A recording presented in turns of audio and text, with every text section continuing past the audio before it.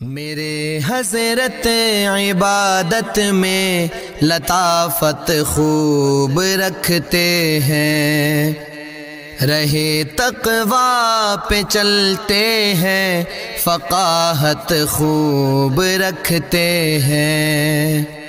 وہ بحر معرفت کے بحر الفت کے شناور ہیں۔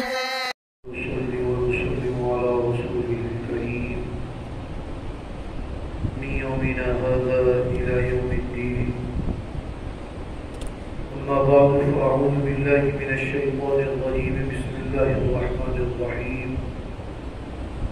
وينجي الله الذين اتقوا بمفازتهم لا يمسهم السوء ولا هم يحزنون۔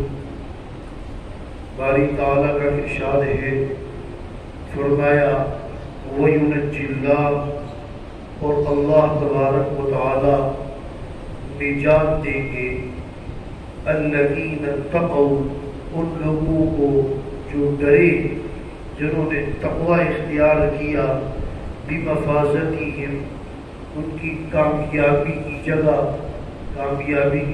یعنی جنت، لا یمسہم السوء، انہیں وہاں کوئی تکلیف نہیں پہنچے گی، ولا هم یحزنون، اور نہ وہ غمگین ہوں گے، کوئی تکلیف نہیں، کوئی غم نہیں۔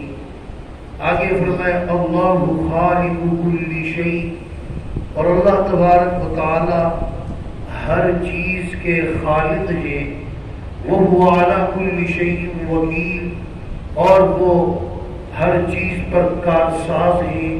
کارساز کہتے ہیں کام بنانے والے، تو کام بنانے والے صرف اللہ تعالی ہیں۔ حاجت روا، مشکل کشا، فریاد رس صرف اللہ تبارک و تعالی ہے۔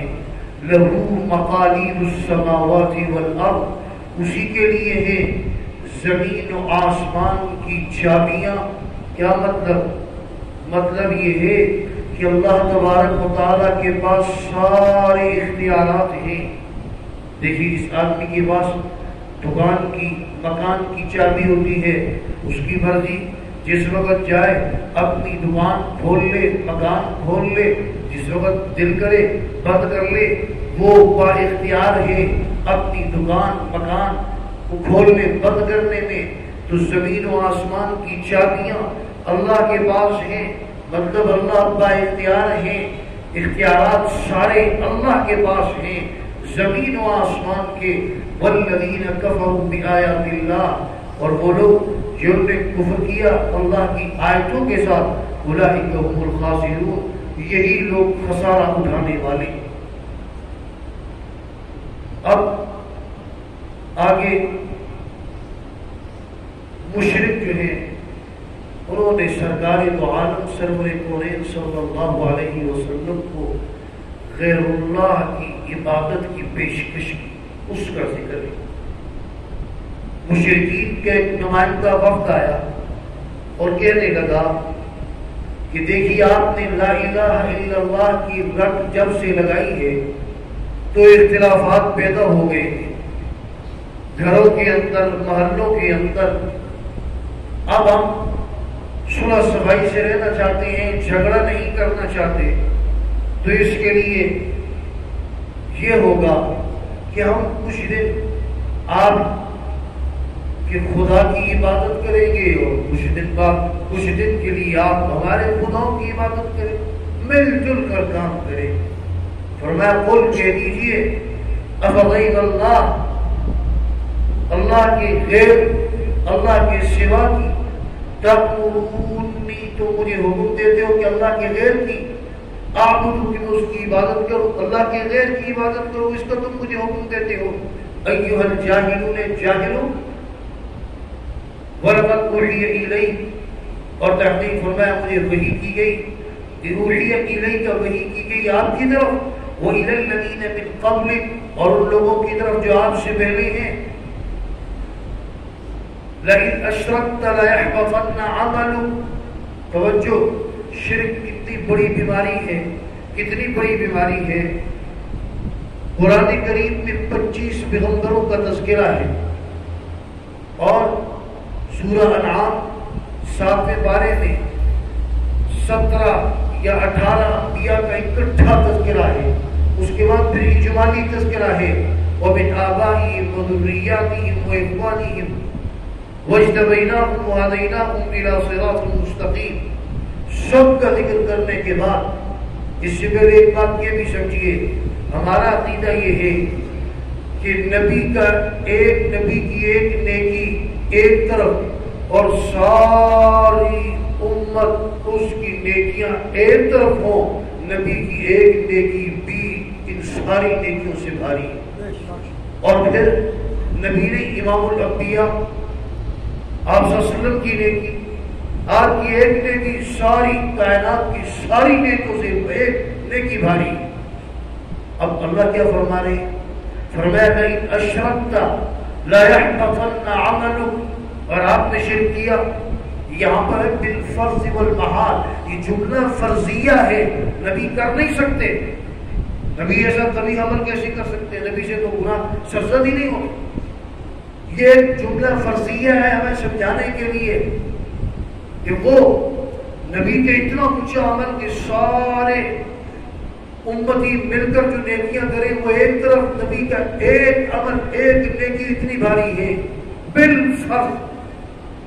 اگر نبی وہ شرک کر لیں تو شرک اتنی بری بیماری ہے، لا يحبطن عملہ، کہ آپ کے سارے عمل عقارت ضائع ہو جائیں، انبیاء کے عمل بھی ضائع ہو جائیں، وَلَتَكُونَنَّ مِنَ الْخَاسِرِينَ، اور آپ ہو جائیں گے خسارہ اٹھانے والے۔ شرک اتنی بری بیماری۔ فرمایا بل اللہ فاعبد، بلکہ آپ اللہ ہی کی عبادت کیجیے، وَكُن مِنَ الشَّاكِرِينَ، اور ہو جائیں شکر ادا کرنے والوں میں سے۔ وَمَا قَدَرُ اللَّهَ حَقَّ قَدْرِهِ، ان مشرکوں نے اللہ کی قدر نہیں کی جیسے کہ اس کی قدر کرنے کا حق تھا۔ وَالْأَرْضُ جَمِيعًا قَبْضَتُهُ، زمین اس کے قبضے میں ہے، اس کی مٹھی میں ہے، یوم القیامہ، قیامت والے دن، والسماوات مطویات بیمینی، اور آسمان ہوں گے اس کے دائیں ہاتھ میں لپٹے ہوئے، سبحان پاک ہے وہ ذات، وتعالی عما یشرکون، اور بلند ہے باتوں سے جو یہ کر رہے ہیں، شرک سے اللہ بہت بلند۔ وَنُفِخَ فِي الصُّورِ، اور پھونکا جائے گا سور، پھونکا جائے گا بغل میں پھونکا جائے گا، یعنی سور پھونکا جائے گا، فَصَعِقَ، بے ہوش ہو جائیں گے، مَن فِي السَّمَاوَاتِ، جو آسمانوں میں ہے، وَمَن فِي الْأَرْضِ، جو زمین میں ہے، إِلَّا مَن شَاءَ اللَّهُ، مگر جسے اللہ چاہیں گے، اللہ جسے چاہیں گے وہ زندہ رہیں گے، ہورے بلدان غلمان یہ زندہ رہیں گے۔ ثُمَّ نُفِخَ فِيهِ أُخْرَى، پھر دوبارہ سور پھونکا جائے گا۔ بخاری شریف کی روایت ہے کہ پہلے سور اور دوسرے سور ان دونوں کے درمیانی وقفہ 40 سال کا ہو، 40 سال کا وقفہ دونوں کے درمیان۔ جب سور پھونکا جائے گا دوسرا تو فَإِذَا هُمْ قِيَامٌ يَنظُرُونَ، اچانک کھڑے ہو کر دیکھ رہے ہوں گے۔ سرکار نے فرمایا کہ سب سے پہلے میری قبر کھولی جائے گی، میں اٹھوں گا، میرے ساتھ ابو بکر و عمر اٹھیں گے۔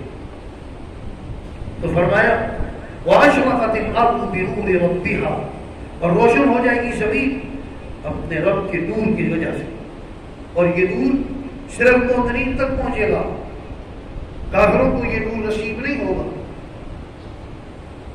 اور کافروں اور مومنوں کے درمیان دیوار لگا دی جائے گی۔ یہ نور، یہ روشنی صرف مومنین تک پہنچے گی۔ فرمایا وَوُضِعَ الْكِتَابُ، رکھ دی جائے گی کتاب، کون سی کتاب؟ اعمال نامہ سامنے رکھ دیا جائے گا۔ وَجِيءَ بِالنَّبِيِّينَ، اور لائے جائیں گے نبی، والشہداء، اور گواہ، وَقُضِيَ بَيْنَهُم بِالْحَقِّ، فیصلہ کیا جائے گا ان کے درمیان حق کے ساتھ، وَهُمْ لَا يُظْلَمُونَ، ذرا برابر بھی ظلم نہیں ہوگا۔ انبیاء اور گواہ کیا مطلب؟ تو میں کہ مثال سے بات سمجھیے کہ جب پوچھا جائے گا پہلی قوموں سے، حضرت نوح علیہ السلام کی قوم سے، کہ کیا حضرت نوح علیہ السلام نے آپ کو دعوت دی، حل بلغت قوما، کہ آپ نے اپنی قوم کو دعوت دی؟ تو کہیں گے میں نے دی۔ قوم انکار کرے گی نہیں دی۔ اللہ تعالیٰ فرمائیں گے کہ بھئی آپ کے پاس گواہ ہے، وہ کہیں گے آپ کی امت یعنی صحابہ، آپ وسلم کی امت صحابہ گواہ ہیں، صحابہ گواہی دیں گے کہ جی ہاں حضرت علیہ السلام نے دعوت دی۔ قوم کہے گی یہ تو ہم سے دور موقع کے گواہ نہیں، ہم جو ہے پہلے یہ سب سے آخر میں یہ کیسے گواہی دیتے ہیں؟ اللہ تعالیٰ پوچھیں گا تم کیسے گواہی دیتے ہو؟ کہیں گے کہ اللہ تبارک و تعالیٰ سے کہیں گے آپ کی کتاب سچی، یقیناً آپ بھی سچے، آپ کے نبی سچے، یقیناً سچے۔ جب آپ کی کتاب بھی سچی، آپ کے نبی بھی سچے، تو پھر ہم بھی سچے کہ آپ کی کتاب کے اندر ہے اور آپ کے نبی نے بتایا ہے کہ حضرت علیہ السلام نے دعوت دی، اور وہم لا یظلمون، ذرہ برابر بھی ظلم نہیں کیا جائے گا۔ جب یہ گواہی دیں گے صحابہ، تو صحابہ کی گواہی اس پر سرکار دو عالم سرور کونین صلی اللہ علیہ وسلم کو بلایا جائے گا، سرکار سے پوچھا جائے گا کہ صحیح کہہ رہے؟ سرکار فرمائیں گے صحیح کہہ رہے، یعنی مہر سرکار کی لگے گی میرے صحابہ ٹھیک کہہ رہے، میری امت ٹھیک کہہ رہی ہے۔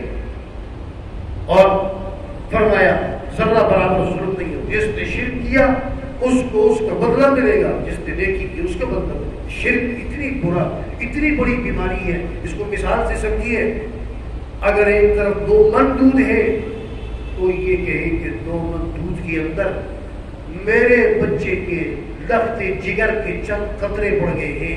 اگر دیانتدار آدمی ہوگا، بددیانت کیا، بددیانت آدمی کی بات نہیں ہو رہی، بددیانت وہ تو مردے کھلا دیتے ہیں لوگوں کو، دیانتدار آدمی ہوگا، صحیح الفطرت ہوگا، تو وہ یہ نہیں کہے گا کہ میرے لخت جگر کے ہیں، کسی گدے کے تو نہیں ہے، وہ نہیں استعمال کرے گا، ناپاک ہو گیا۔ 2 من دودھ ہو وہ بھی ضائع چند قطروں سے۔